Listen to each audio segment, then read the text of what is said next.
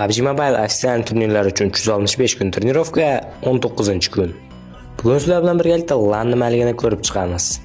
LAN bu turnirlarning bir turi bo'lib, bu turnirning finali qaysidir bir joyda bo'ladi. Masalan, APG turnirining finali Jizzaxda bo'lib o'tgan. LAN turnirlari 4 etapdan tashkil topgan. Ular 1-8, 1-4, 1-2 va 1-1, ya'ni final. Bunday turnirlar asosan davlatlar bo'yicha bo'ladi va bu turnirlarda qatnashganda ana shu davlatdagi eng kuchli komandalar chiqadi. Agarda sizlar bunday turnirlarga tayyorgarlik ko'rishni xohlasalaring, Taipan Scrims kanaliga kirib, bemalol slot olib tayyorgarlik ko'rishlaring mumkin. Bu turnirning event turnirlardan asosiy farqi bu event turnirlarining finallari onlayn bo'lib o'tadigan bo'lsa, bu turnirlarning finali offlayn, ya'ni borib o'ynaladi. PUBG Mobile ofitsial turnirlaridan esa farqi pravilada ozgina o'zgarishlar bo'ladi. Masalan, hamma o'zining telefonda o'ynashiga ruxsat beriladi. Ofitsial turnirlarda esa faqatgina bir xil telefonda o'ynashga majbursiz. Albatta, bu turnir qoidalari organizatsiyaga qarab o'zgartiriladi.